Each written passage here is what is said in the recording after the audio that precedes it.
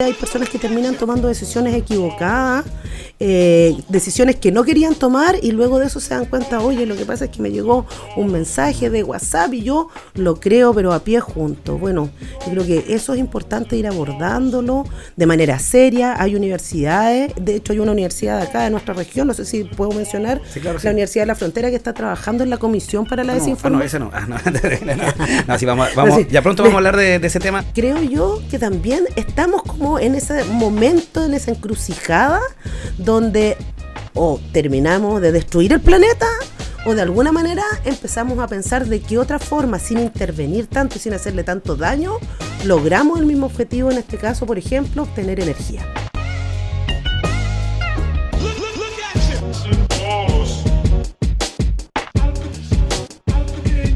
Hola, nuevamente estamos acá en otro episodio de Entrevistas Klein.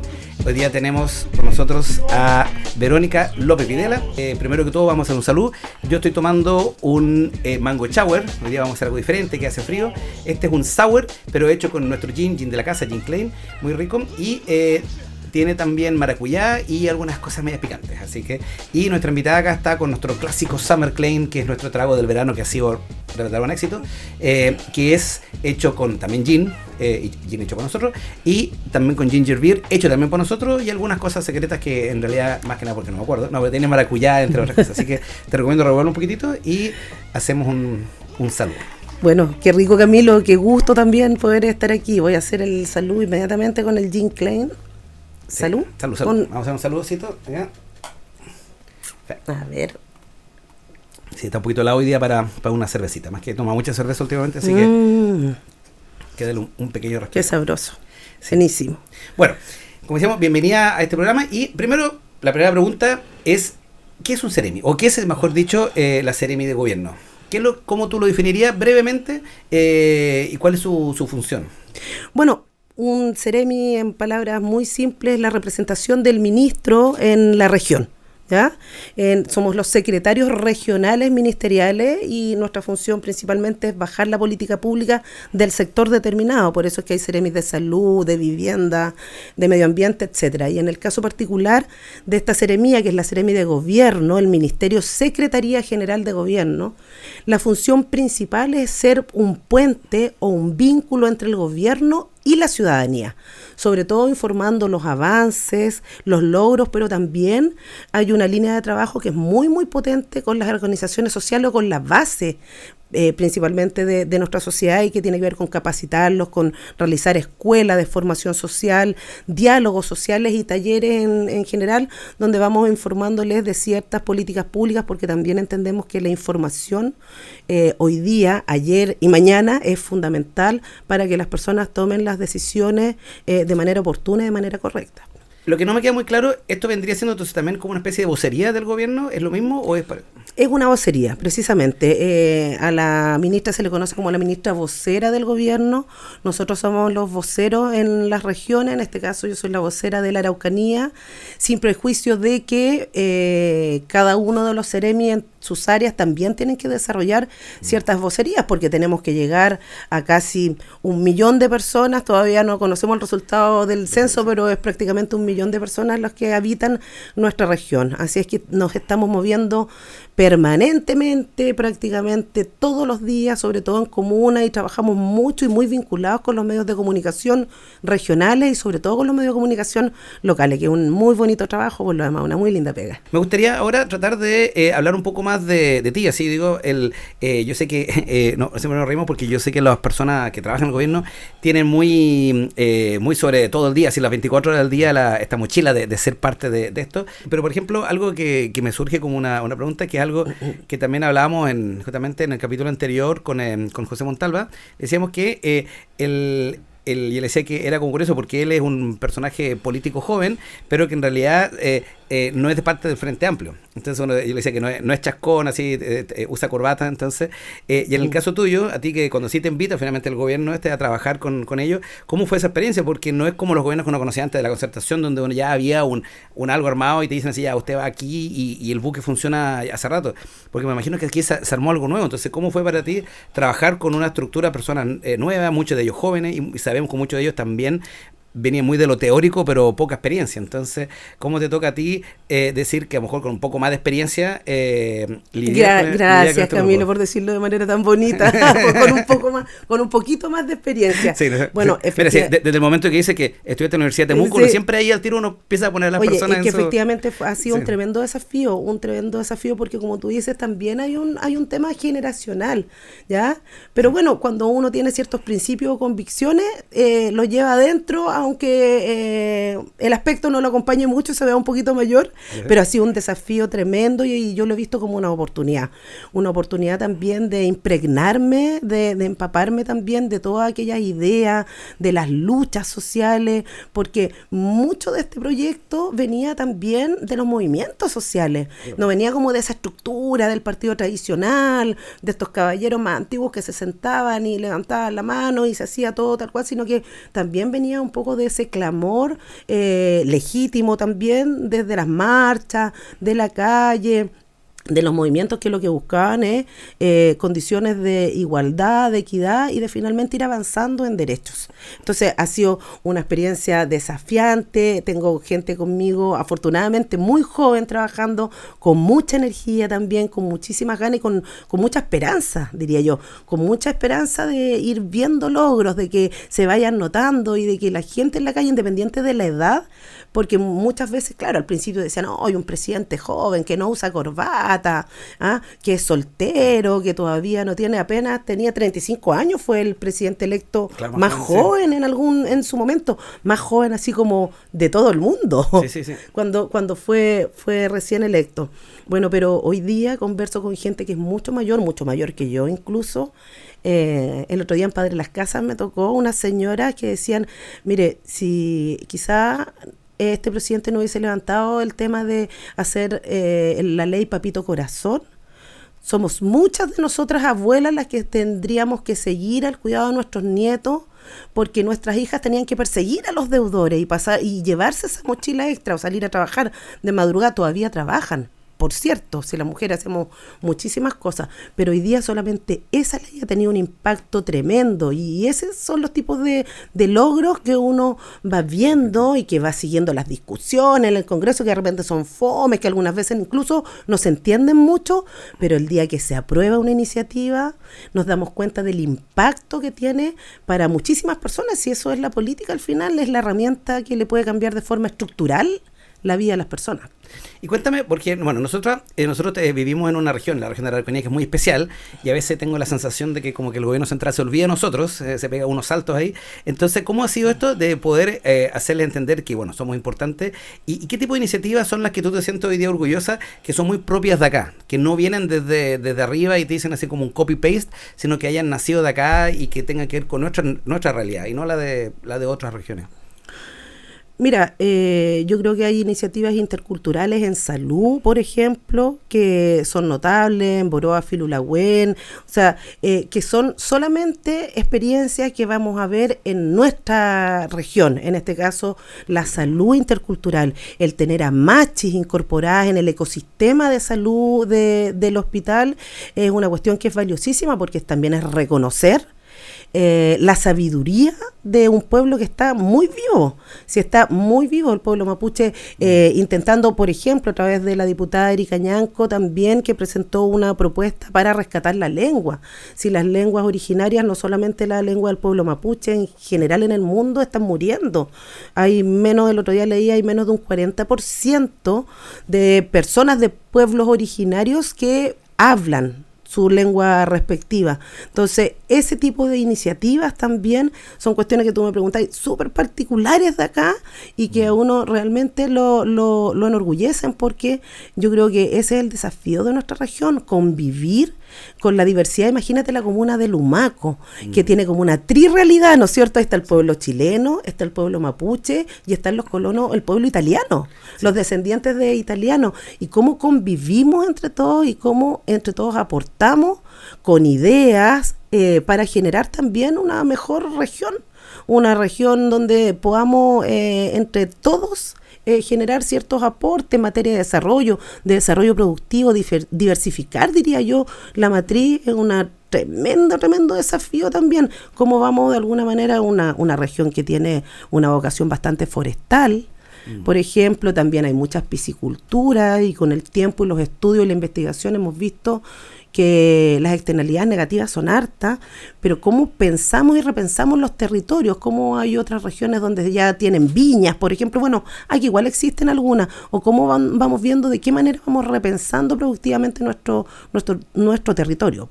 No, sí, este ejemplo que hice tú del Humaco, lo encuentro muy genial, y otro también es lo que pasó en Fajamaizen, es un documental en el cual yo pude participar como productor hace como ya 20 años atrás, y ahí entendí que en realidad esta región tiene esa riqueza de la cual uno se olvida, que son muchos pueblos que no siempre están en pugna, quizás los que uno ve estos casos, sino que en el caso de Fajamaizen fue genial ver cómo ellos generaron toda una industria lechera y quesera, juntando no solamente mapuche, colonos alemanes, sino que también finalmente los chilenos que se van integrando como esta tercera patita, así que siempre he encontrado muy bueno rescatar estos ejemplos positivos y no solamente el conflicto, que es el que más llama la atención, y en el cual también a veces siento que tiene harta culpa los medios también de amplificar. No digo que mientan, pero sí dejan de así como solamente muestran el lado malo y olvidan el bueno.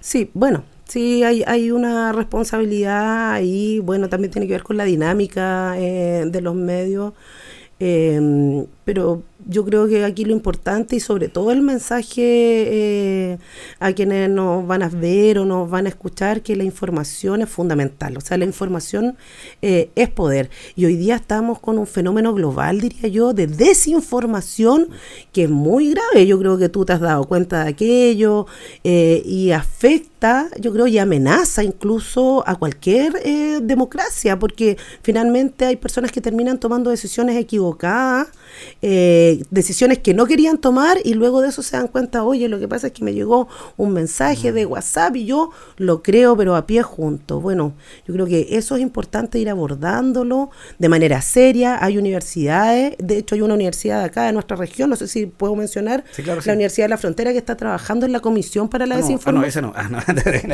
No, sí, vamos, sí, ya pronto vamos a hablar de ese tema. Le tengo mucho cariño a la UFRO, pero se generó una comisión que se llama la Comisión para la Desinformación, donde hay universidades del norte, del sur y de Santiago, precisamente abordando este fenómeno de la desinformación, y ver cómo vamos un poco poniéndole freno, porque hoy día, y sobre todo en años electorales, vamos a ver que la información de todo tipo va a volar por cualquier red, y hay que aguantar y chequear. Yo creo que es un principio básico de cualquier periodista o de cualquier persona formada en las comunicaciones, y que también yo siempre se lo trato de decir a todas las personas: chequeen siempre antes, confirmen con otras fuentes, pregunten, si no tiene nada de malo preguntar cuando no estoy segura de algo. Mira, aquí nos metemos en un tema que a mí me gusta mucho, bueno, que es el tema también de la inteligencia artificial, por ende fake news, tú ya lo tocaste un poco, y me gustaría saber aquí, tú ahora hoy día con desde la Ceremi, como hablamos, desde la vocería pero también con tu experiencia como periodista, ¿cómo hoy día es,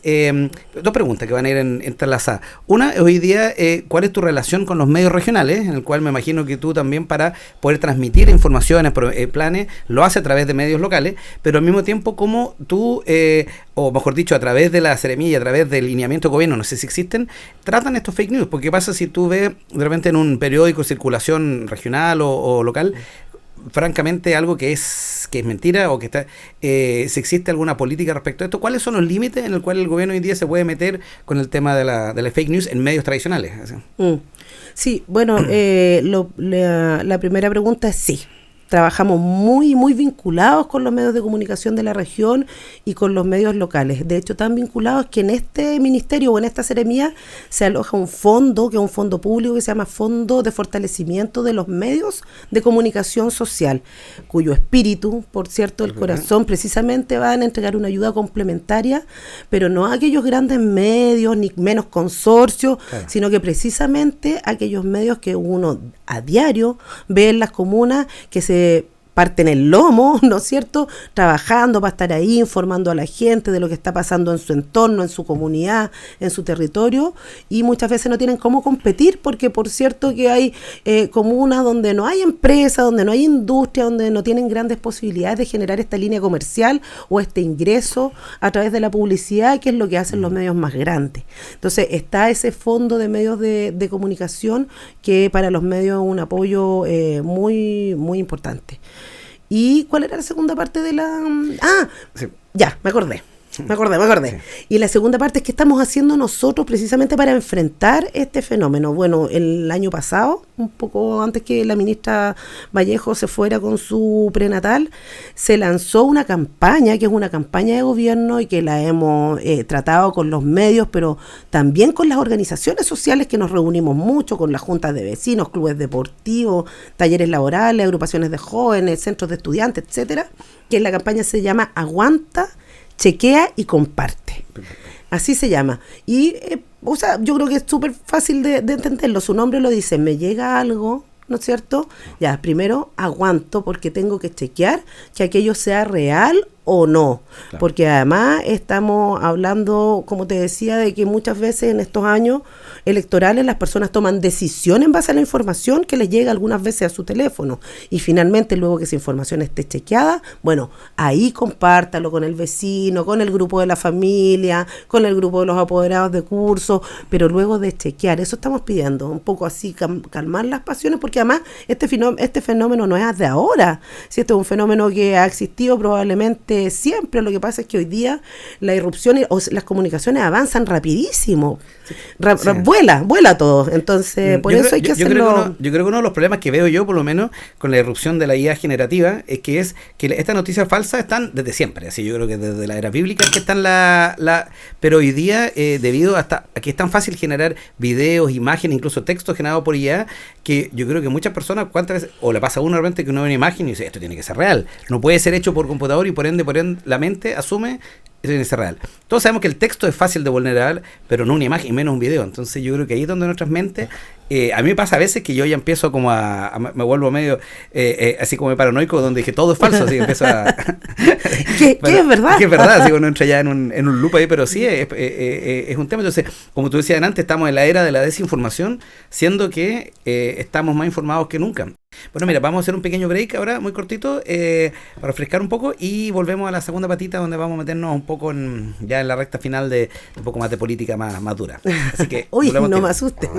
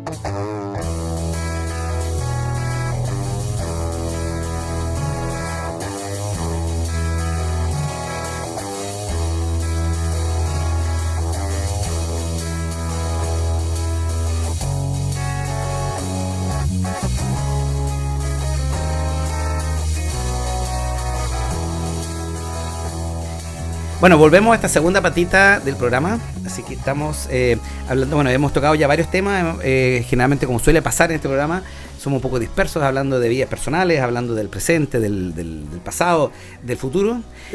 Pensaba yo en el break, bueno, tú has pasado por varias instancias siempre buenas y malas, así de, hemos hablado de de la parte más positiva.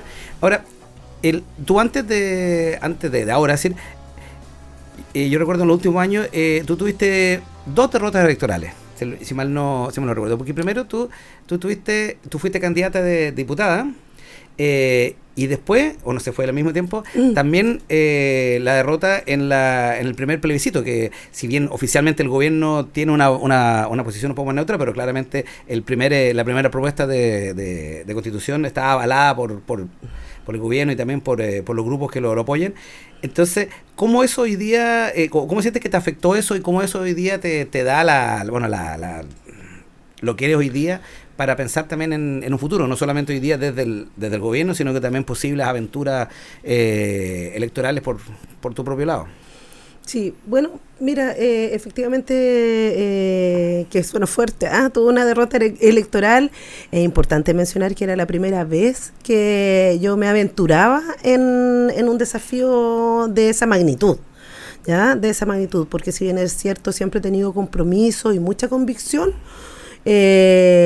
nunca había tenido esa oportunidad de salir a la calle y de decir, sí, voy a ser candidata y estas son mis propuestas, o voy a ser candidata porque quiero apoyar también a este presidente, porque creo que cualquier presidente o cualquier presidenta necesita un Congreso de su lado. Eso es súper importante que la gente lo sepa, porque muchas veces la culpa es del presidente o de la presidenta, que pueden tener las mejores intenciones, las mejores iniciativas, las despachan al Congreso, pero el Congreso dice no lo vamos a aprobar porque no estamos de acuerdo, porque nos interesa resguardar los intereses de algunos grandes, que un poco lo que vimos, diría yo, en la discusión de la reforma a las pensiones, porque finalmente se reformaron las pensiones, que eso es una muy buena noticia, pero el sistema se mantiene. O sea, yo creo que reformar el sistema de las administradoras de fondos de pensiones es un desafío para los congresos futuros.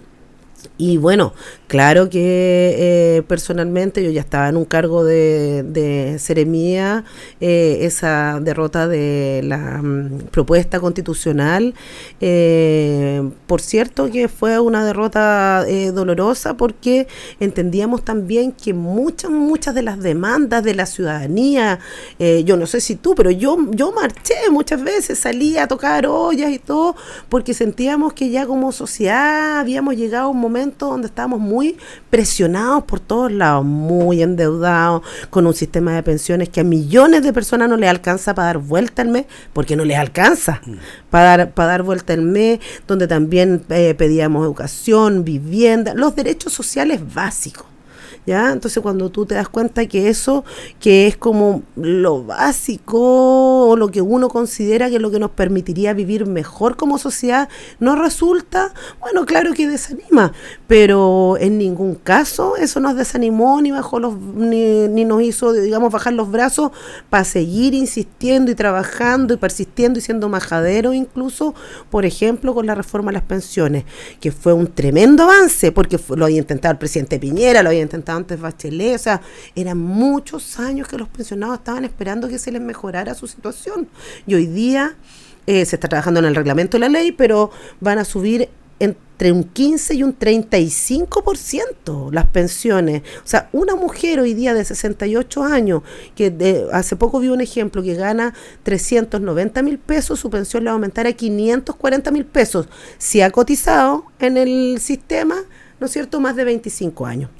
Entonces es un cambio notorio, pero finalmente lo tuvimos que ver por esta vía, ¿no es cierto?, por la vía legislativa, no por un cambio constitucional, sino que por la vía legislativa buscar algunos cambios que realmente le mejoren la vida a las personas, porque si seguimos igual, es cuestión de que en unos años más, no sé cuánto, pero es cuestión de tiempo, en definitiva, para que la sociedad vuelva a decir, ya basta, si fue un estallido social, ¿cierto? Fue en algún momento que dijimos, ya, está bueno. Claro, yo también creo que esto finalmente fue como volver a dormir al monstruo y que en un momento va a despertar, no sé si a lo mejor en 5, 10, 15 años más, quizás eso ya es un tema más de ciencia ficción, de otra cosa, pero ¿cuál rescatarías tú que fue como el error? No sé si llamarlo error, pero ¿qué pasó? No quiero tanto entrar en este detalle, pero sí, ¿cuál sería el error que cometieron ciertos sectores que no haya pasado nada con esto y cómo eso influye hoy en día a mirar de forma diferente a la política? Mira, yo creo siempre he creído, la verdad, en el diálogo en la política, ¿ya? Que para poder acercar posiciones tenemos que abandonar las trincheras. Porque por muy distinto que podamos pensar, si seguimos siempre trincherados, no vamos a avanzar hacia ningún lado. Vamos a seguir en la trinchera. Y yo pienso, y haciendo así como este análisis bien macro, que quizás faltó diálogo y que los sectores que estaban representados ahí también iban así como muy, muy, ¿no es cierto?, ¿cómo decirlo? Quizás obtusos o porfiados, como le decimos nosotros, con mis ideas, con instalar esto y con no ceder ni un centímetro. Y cuando no se cede ni un centímetro, terminamos perdiendo todos. Y termina perdiendo la gente y sobre todo los que lo pasan peor. Entonces yo creo que aquí faltó un poco de diálogo, faltó esa voluntad de ceder, de acercar un poquito las posiciones, que también de eso se trata la política. También se trata de aquello, de tener la capacidad para acercarse y decir, mira, sentémonos a conversar, quizás como pasó con las pensiones, no vamos a tener exactamente la reforma que pretendíamos, pero sí intentemos avanzar lo más posible para que haya más gente que salga beneficiada con esto. Y lo mismo pasó con el sueldo mínimo, que hubo un sector de la política que se negó definitivamente, pero afortunadamente el acuerdo fue amplio desde la UDI hacia la izquierda. Lo mismo pasó con la deuda de los profesores, que hubo ese mismo sector que se negó, pero de la UDI hacia la izquierda hubo un acuerdo. Entonces, finalmente, estos acuerdos de la política son los que permiten ir avanzando o reconocer una deuda histórica tan importante como la que se mantenía por más de 40 años, con casi 60.000 profesores de nuestro país que formaron a generaciones, muchos de ellos fallecieron esperando que se les pagara su deuda por lo demás. Sí, pues sí, uno era como casi un meme, así como el día que le pagan a los profes su deuda va a pasar tal cosa. Así es. Entonces, en resumen, yo creo que aquí el diálogo es muy importante, el poder sentarse, conversar y el poder decir, ya, mira, yo tengo mi idea, la voy a defender y la voy a seguir defendiendo, por cierto, pero ¿de qué manera vamos? Un poquitito, ¿de qué manera conversamos, nos acercamos? Porque en el Congreso son 155 quienes se tienen que poner de acuerdo. No, y tú dijiste una palabra clave que tiene que ver con el ceder. Es decir, hoy día leía un artículo sobre lo que pasa, la guerra en Ucrania con Rusia, y finalmente hoy día decía el ministro del Exterior, o como se llama, el Rubio ahí, decía que Ucrania sí o sí va a tener que ceder, así. Y ese es el problema, que nadie está cediendo. Yo no veo hoy día la política norteamericana, que nadie está cediendo, se ha polarizado, por lo que leía yo, nunca había estado el país tan polarizado, es decir, yo creo que la última vez fue para la guerra civil, entonces, y a mí me preocupa un poco eso en Chile. No sé, yo creo que acá la polarización todavía no es tan fuerte, pero a veces yo me da mucho temor o que se va a polarizar cada vez más, cada vez dos posiciones.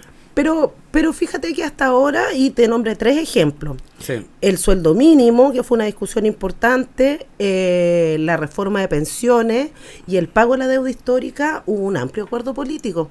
Yo lo voy a nombrar porque lo voy a decir, porque las votaciones son públicas, solamente se restó republicanos. Perfecto. Solo la bancada de republicanos no estuvo con los trabajadores con mejorarle el sueldo, no estuvo con los profesores, ni estuvo con los jubilados. Entonces eso para mí no es polarización. Si tenemos que desde la UDI hasta el Partido Comunista, independientes, pasando por todos los partidos intermedios, lograron un acuerdo. Para mí eso, cuando hay una mayoría, no hay una polarización. Aquí hubo un sector solamente de parlamentarios que se restó a mejorarle las condiciones de vida a los profes, a los jubilados y a los trabajadores y a las trabajadoras.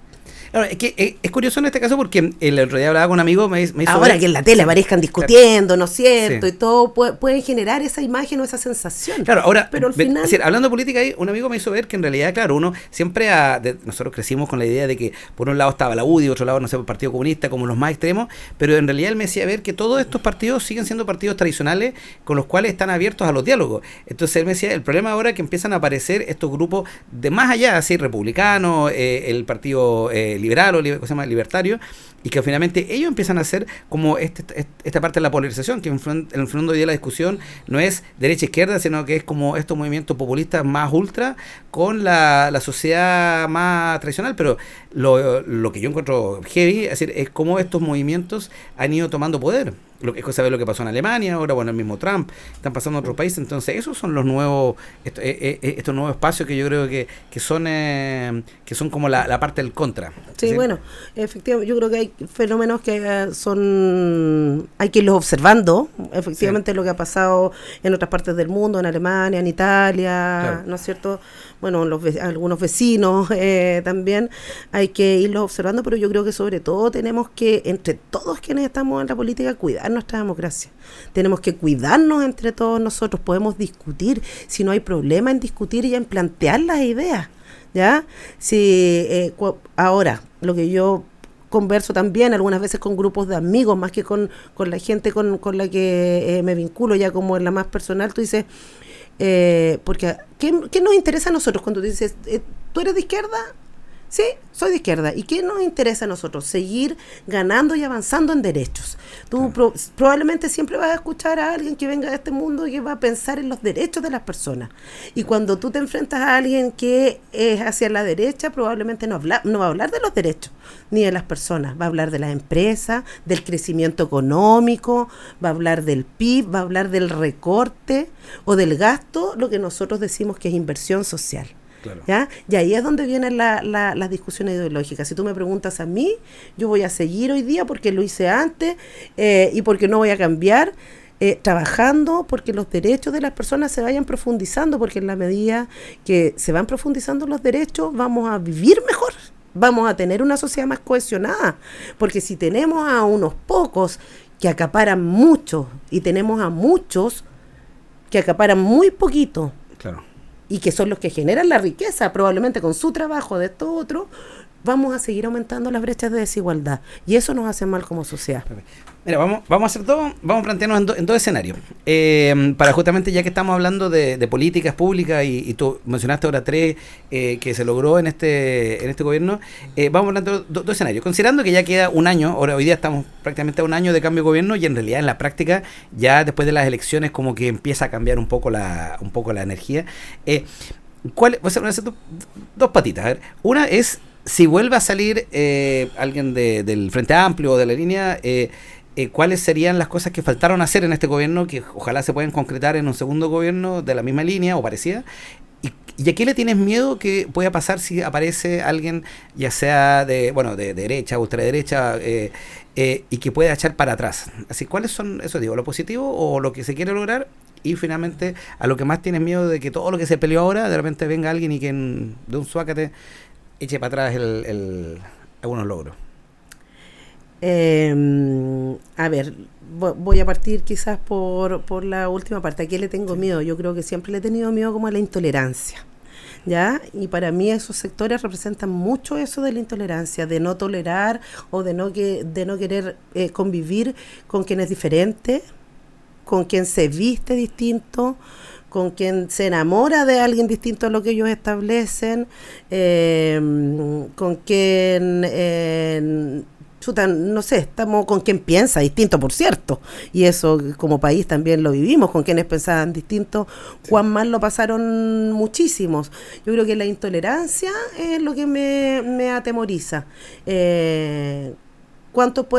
sé si estamos en los tiempos en que haya una persecución tan brutal, pero sí cerrarle los espacios y lo poco que han avanzado algunos grupos, ¿ya? Yo creo que eso es lo que más me atemoriza, la intolerancia, la falta de diálogo, porque finalmente te restringen y te acorralan y te quedas ahí como en una pequeña esquinita. La intolerancia de algunos de estos liderazgos que han salido, que algunas veces son bien sutiles, porque se muestran súper afables, súper abiertos, pero en el fondo ellos pregonan aquello. Sí. Eso es de lo que me asusta. Que otra cuestión que me asusta es retroceder en derechos, sobre todo, yo diría particularmente en los derechos de las mujeres, porque hemos hecho un camino largo y que no ha sido fácil. Y hoy día yo además tengo 2 hijas adolescentes que van a seguir ese camino, probablemente buscando, ¿no es cierto?, de qué manera seguimos avanzando. Entonces, ha costado. Sí, no, para las mujeres no ha sido fácil, y esto no es una cuestión de victimizarse, sino que realmente ha costado para nuestras abuelas, para quienes venían antes de nosotros. Yo creo que le debemos a aquello, seguir abriéndonos espacios, abriéndonos caminos en las diferentes áreas, y también por mi hija, eso también me asusta, que se restrinjan particularmente los derechos para nosotras las mujeres. Y yo también soy súper dispersa. ¿Cuál era la otra parte de la pregunta? Era la pregunta, ¿qué es lo que sientes tú que quedó pendiente para un próximo gobierno que siga más o menos en la misma línea de... Yo sé que todos los gobiernos tienen su propia impronta, pero ¿qué dices tú como que esto faltó, pero que se podría completar en 4 años más?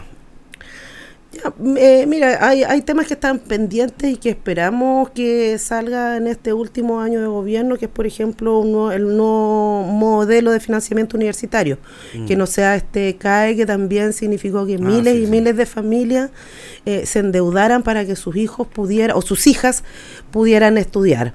Yo espero que eso termine de salir ahora y que no sea uno de los pendientes.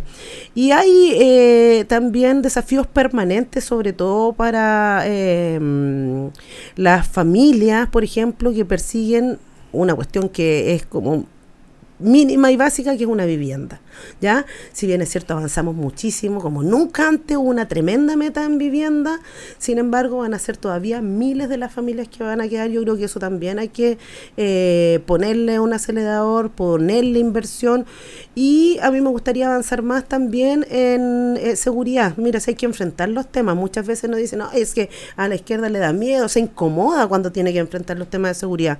No, si no hay que incomodarse, no, a mí también me preocupa la seguridad.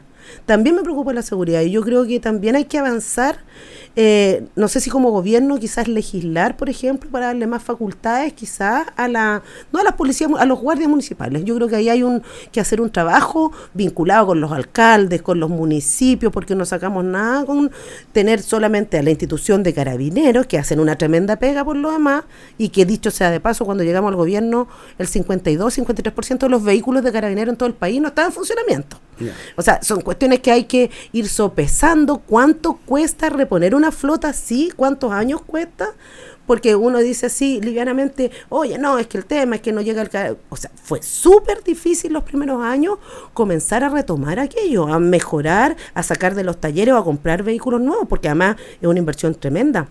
Solo en la región se invirtieron más de 20 millones de dólares. 20 millones de dólares en mejorar las policías, solamente en nuestra región. Y todavía vamos a quedar un poquito para atrás para llegar al 100% de los vehículos de carga. Yo abordaría más decididamente los temas de seguridad. Si no, hay que hacerle el quite. Es parte de la preocupación de la ciudadanía, y tenemos que trabajar también para ver cómo vamos mejorando en aquellos índices. Hemos mejorado harto, mucho en la región, los números lo dicen, porque hay algunas agrupaciones vinculadas con uno u otro lado que tiran así como sus ideas o grandes titulares, pero los números dicen que hemos mejorado mucho. Pero tenemos que seguir mejorando, aunque la ciudadanía y todos nosotros nos sintamos seguros donde estamos viviendo. Yo, mira, como último tema, antes de entrar, bueno, penúltimo en realidad, antes de entrar en un tema más de ti, sigamos hablando ahora con la parte más política, más de tu posición de esta visión de gobierno. Porque claro, por un lado está el tema de la seguridad, que es un temazo, también lo hablamos en la entrevista anterior, pero también hay otro tema que tiene que ver con la inversión. Y esta región de la Araucanía es muy especial, y me gustaría saber desde la mirada tuya también personal, o como también, porque tú también has estado ligado a temas ambientales también, así eso, entonces... que yo también soy una persona muy cercana al medio ambiente, pero también a veces uno dice, bueno, pero ¿hasta qué punto nosotros tenemos que ceder, utilizando la misma metáfora adelante, sí, en poder hacer cierto avance? Porque somos una región que yo me doy cuenta que en los últimos años somos una región del no a todo. Puerto no, esta central hidroeléctrica no, la incineradora no, todos no. Entonces al final uno dice, bueno, está bien, pero o no, así. Entonces, ¿hasta qué punto nosotros tenemos, cuál es la mirada a futuro de esta Araucanía que tiene tanto potencial y se ve trancada porque ya finalmente da miedo venir a invertir acá por justamente todas estas trabas? ¿Sí? Claro, pero mira, permíteme refutarte, Camilo. Voy a sacar solo, es que tenía aquí un pequeño torpedo, que no era tan pequeño, ¿sí? Pero es que es una cifra que te quiero dar, porque cuando hablamos de informar o de dar las cifras como corresponde, mira, la Araucanía se mantiene como la quinta región del país que recibe mayor inversión. La quinta región del país, eso es un tema. En concordancia con la cantidad de población y con las necesidades de esta misma población. ¿Ya? Ahora, el total de inversión hasta ahora del gobierno del presidente Boric supera los 7.000 millones de dólares en la región. 7.000 millones de dólares, lo que representa un 43.7% más que el gobierno de Sebastián Piñera II. Yo creo que esos datos igual son importantes de sopesarlos, porque esa inversión Claro que se va, puede ser o a proyectos ambientales, pero también a caminos, también a puentes, también a hospitales, también a escuelas, ¿ya? Entonces, yo creo que es una inversión social muy importante, es decir, que somos la quinta región y más de 7.000 millones de dólares. De hecho, eso es un dato que me lo entregó un invitado tuyo, que fue Ronald Clips, que él es el que lleva, ¿no es cierto?, como todos los temas de finanzas de la región, es el Ceremi de Hacienda. 7.000 millones de dólares. Ahora, cuando tú entregas un camino, no entregas solo unos kilómetros de pavimento. Si tú también estás entregando ahí dignidad, le estás entregando la posibilidad a muchos niños de que no lleguen en el invierno con los pies húmedos a la escuela cuando son sectores rurales y que puedan muchas veces estar toda la mañana con los pies mojados. O sea, yo creo que las inversiones en obras públicas han sido tremendas y notables. Lo que sí haría yo sería trabajar también en otras ideas. O sea, claro, tú dices, no, una central muchas veces no pasa, a pesar de que puede que la recomendación del Servicio de Evaluación Ambiental sea que sí, pero también hay que ir pensando, usted o tú sobre todo, que siempre andas pensando en ideas, en alternativas. ¿Y por qué no ver toda la costa que tenemos con energía mareomotriz? ¿Y por qué no aprovechar el viento que tenemos con energía eólica? ¿Y por qué no buscar distintas formas de generar energía, aliarnos con las universidades, hacer más investigación? O sea, creo yo que también estamos como en ese momento, en esa encrucijada, donde o terminamos de destruir el planeta, o de alguna manera empezamos a pensar de qué otra forma, sin intervenir tanto y sin hacerle tanto daño, logramos el mismo objetivo, en este caso, por ejemplo, obtener energía. Yo creo que tenemos que buscar sí o sí otras alternativas, y hay otras alternativas en un país con 4.000 kilómetros de costa. Te lo aseguro que hay formas de obtener energía a través de la fuerza de las olas, por ejemplo, del mar, que el Océano Pacífico, por cierto, que tiene unas olas con una fuerza y este en especial, así que impresionante. Entonces yo creo que es cuestión de sentarnos a conversar, de definir las prioridades. Mira, se discutió mucho sobre el tema del royalty minero, no sé si te acuerdas. Sí. Mucho, que el royalty minero, que la minería se va a ir de este país, que se van a asustar si se le aumenta el gravamen o lo que era para la gran minería. Resulta que se aprobó el royalty minero y sigue exactamente igual y tan bien funcionando el sector minero. Y a nuestra región le significó 14.000 millones de pesos frescos que se transfieren a las comunas. 31 de las 30, solo Temuco queda afuera, pero 31 comunas están recibiendo fondos gracias al royalty minero que nunca habían recibido antes, que son comunas con presupuestos muy pequeñitos, y recibir 800 millones de pesos algunas veces representa casi el 10% de todo su presupuesto.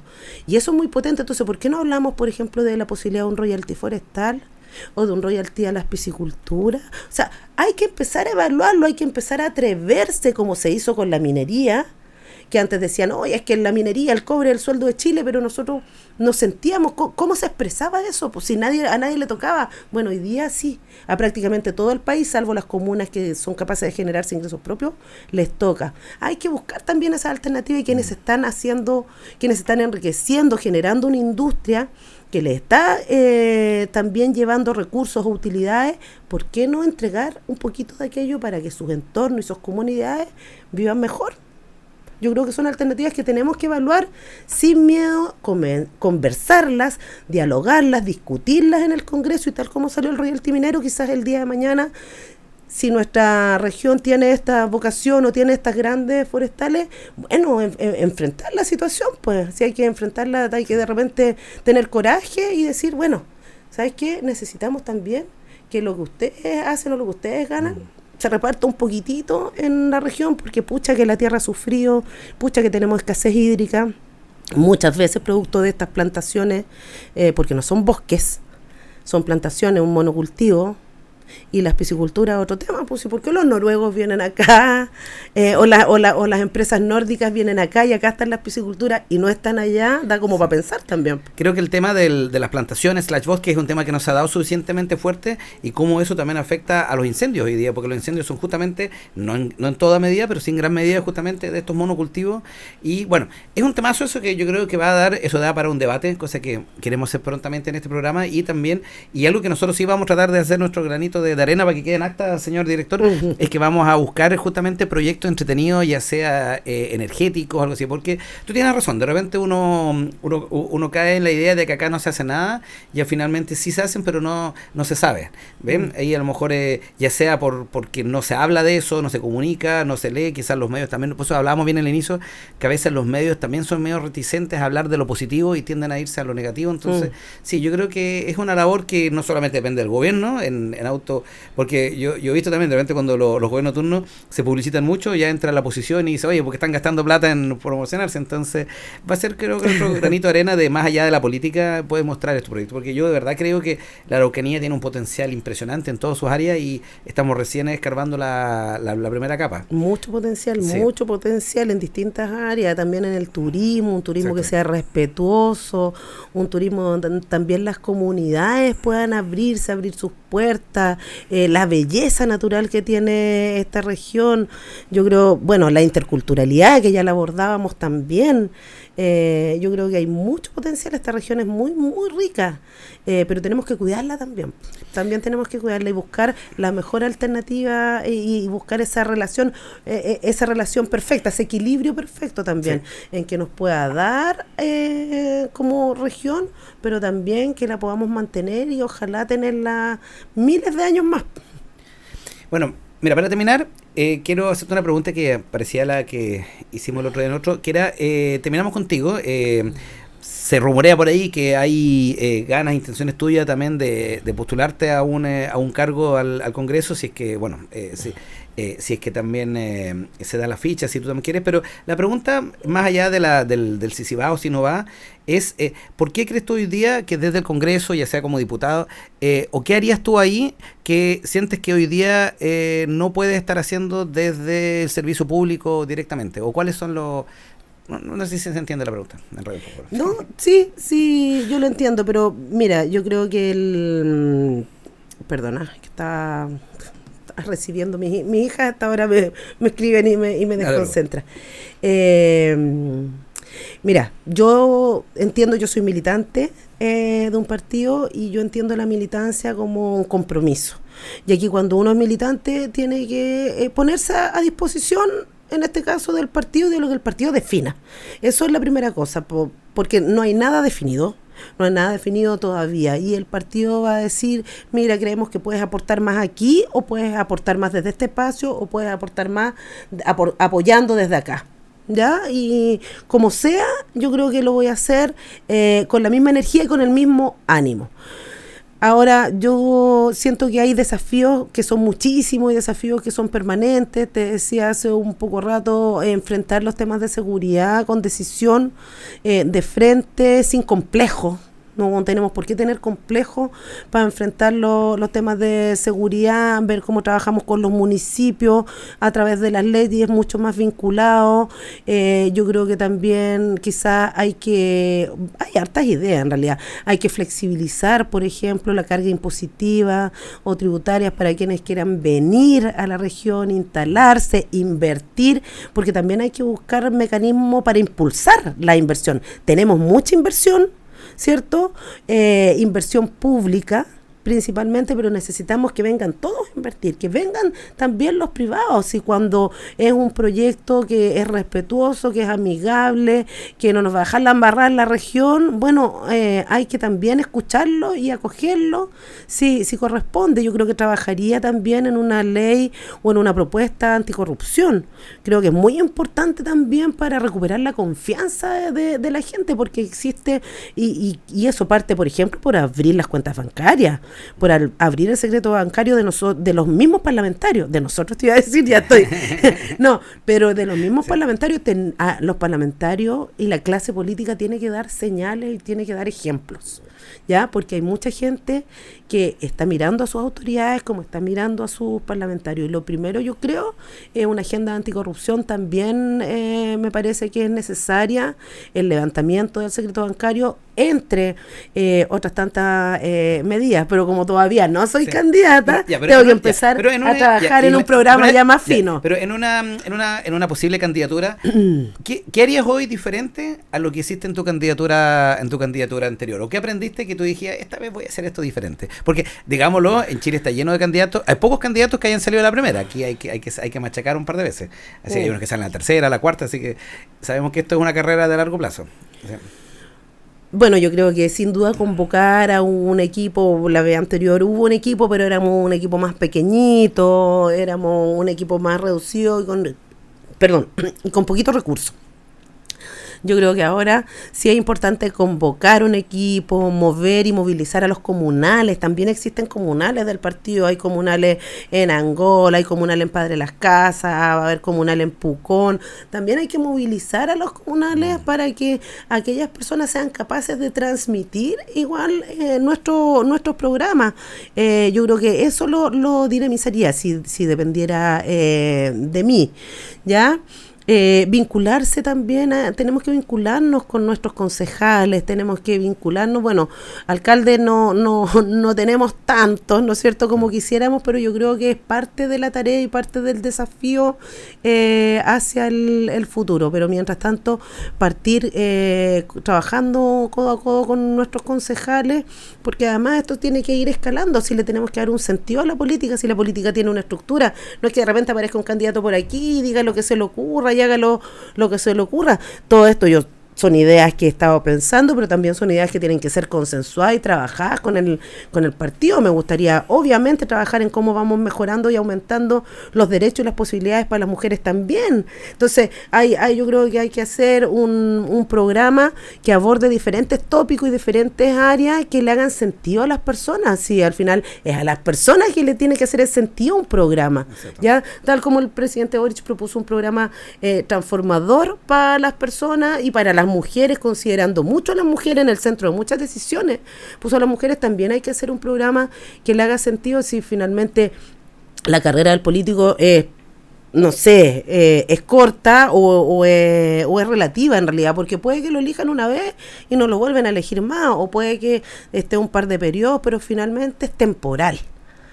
¿Ya? Y aquí lo que nosotros necesitamos es tener esa mirada para que después esas ideas se traspasen y continúen. Pues sí, yo creo que esto es una idea de permanentemente estar pensando, es como en la educación, esa mejora continua, de qué manera lo vamos haciendo mejor para que las personas también que creyeron en este proyecto le sientan ese sentido y digan, pucha, Luis, no me equivoqué cuando voté, ¿ya? Voté bien, estoy contento, me han dado respuesta. Han mejorado mis condiciones de vida, o han mejorado las condiciones de mis nietos que están estudiando en la universidad y hoy día no van a estar endeudados durante la mitad de su vida cuando tengan que pagar un crédito universitario. Bueno, para finalizar, vamos a hacer algo que ya empezamos a hacer hace 2 capítulos, que es, le vamos a pedir a la IA que transcriba. ¿Hoy vamos a finalizar ya? Sí, ¿Fue tan corto, sí, todo tan entretenido? Sí, no, sí, estas cosas se hacen, son como 1 hora más o menos de conversación, así que yo he visto que, bueno, todo este programa que nosotros estamos haciendo nace un poco de lo que están haciendo algunos podcasts en Estados Unidos y en otras partes, que son conversaciones largas, que finalmente, no sé cómo lo ves tú, como también del área del periodismo, donde finalmente en la radio siempre es muy corto, uno siempre habla muy en cuña, ¿vale? En cambio, en estos espacios son justamente para que la gente se pueda explayar y pueda hablar más largo y ahondar diferentes temas sin esa necesidad de que el reloj esté tocando. Sí, ¿sí? Claro, esté tocando ahí la oreja como... Sí, como todo. Entonces, mira, le pedimos ahora, nuestra IA local hizo una transcripción y vamos a pedirle bueno, aquí ya está listo. Así que primero va a leer un pequeño resumen de lo que fue nuestra conversación. Dice, resumen breve. En la entrevista con Verónica López Videla, Seremi de Gobierno de la Araucanía, se abordó su transición desde el periodismo hacia la política, motivada por el estallido social del 18O y su compromiso con las demandas ciudadanas. Destacó la importancia de la comunicación efectiva desde su cargo, especialmente para enfrentar la desinformación y las fake news. Habló sobre los avances del gobierno en derechos sociales, pensiones, sueldo mínimo y vivienda, y reconoció la dificultad para avanzar cuando hay polarización política. También abordó la importancia del diálogo, la equidad de género, los desafíos ambientales en la región y destacó iniciativas locales como la salud intercultural y proyectos innovadores. Finalmente mencionó aprendizajes tras su candidatura fallida a diputada y su disposición a seguir en política si así lo decide su partido. Oye, qué increíble. Creo que mejor... Pero mejor imposible. Sí. Así que vamos a una la pregunta que nos hizo. Le dije que nos hiciera una pregunta. Ay, qué susto, eso Sí. me pone nerviosa. Así que, vamos a ver. Sobre el liderazgo femenino en la política. En una región históricamente conservadora y machista como la Araucanía, ¿cuál ha sido tu estrategia personal para ganarte respeto y espacio como mujer en política? ¿Y qué sientes que aún falta por mejorar para lograr una verdadera equidad en espacios tradicionalmente masculinizados? Bueno, llego dando codazos. No, eso es broma. Bueno, que es importante mencionar antes que al momento de despedirme y agradecerte, por cierto, esta invitación y esta entretenida conversación. Sí, pues es una región donde hay pocas mujeres en política y es un país donde hay pocas mujeres en política. Eso quiero dejarlo súper claro. No tenemos ninguna gobernadora en todo el país, tenemos apenas 2 alcaldesas para las 32 comunas de nuestra región. Tenemos una diputada en nuestra provincia de Cautín, que es la diputada Erika Ñanco. Hay una diputada, ¿no es cierto?, en Malleco, y tenemos además una senadora para la región. Así todas las mujeres en el Congreso representan menos de un 25%, o sea, menos de un cuarto de todos los integrantes del Congreso son mujeres. O sea, podríamos decir que es un sector, la política, efectivamente masculinizado. Ahora, ¿cuál es la estrategia? Que es la estrategia que la comentábamos en algunas de las preguntas. Yo creo que aquí es importante llegar con propuestas, con ideas, dialogar, conversar, enfrentarse también a los hombres. Algunas veces las formas son distintas. Yo siento que las mujeres tenemos otras formas de resolver los conflictos, ¿ya? Los podemos enfrentar, pero somos buenas para el diálogo y lo conversamos hasta que encontramos una solución. Los hombres algunas veces son más frontales, ¿cierto? Para enfrentar sus diferencias, ¿ya? Sí o sí necesitamos más mujeres en la política, que puedo ser yo o pueden ser otras mujeres. Si finalmente aquí lo importante es que nosotras también pongamos nuestras experiencias de vida al servicio de la región, al servicio de las mujeres y de los hombres también del país. Y si existe esa posibilidad, voy a estar feliz, y si existe la posibilidad de apoyar a otras mujeres, voy a estar, te lo prometo, que igual de feliz. Yo creo que esa es la estrategia, no sentirse ni más ni menos, porque eso no persigue el feminismo precisamente. Lo que persigue el feminismo es que se nivele esto y que haya una balanza y que lleguemos a condiciones de equidad. Eso es todo lo que persigue el feminismo. No que estemos ni por arriba, ni que seamos, no, que nos complementemos. Nos necesitamos hombres y mujeres en una sociedad, y la política necesita sí o sí más mujeres. Estoy segura que vamos a tener una sociedad mejor si nos incorporamos en todos los ámbitos de manera equitativa. Perfecto, muchas gracias. Y como tradición acá tenemos un regalito de la casa. ¡Oh, aquí que nuestro modelo nos va a traer acá. Muchas gracias. Son tres cervecitas aquí, nuestra clásica burlesque, nuestra Black Mamba y nuestra 24K, y también... ¡Qué linda! Acá. Muchas gracias. Sí. Y además están heladitas, ¿ah? Sí, están listas para llegar y tomar ahí. Perfecto. Esto debería haber sido un viernes. Sí, exacto. Bueno, y acá también tenemos un set de nuestros posavasos que son súper lindos. Así que van de regalo ahí para que lo tengan. Muchas gracias. Para que compartan la cervecita en familia, para que la vaya enseñando de chiquita a las chicas que tienen que tomar cerveza. Sí. Con responsabilidad. La mayor de edad lo hace, y lo hace para que sean buenas consumidoras después acá de... Ya, Camilo, te agradezco un montón, lo pasé muy bien, la verdad, con esta conversación ha sido muy, muy entretenida. Sí. Y bueno, ahí ver si más adelante nos encontramos en terrenos más de discusión directa. Los debates son siempre también muy entretenidos. Muy entretenido. Muchas gracias. Gracias. Hasta luego.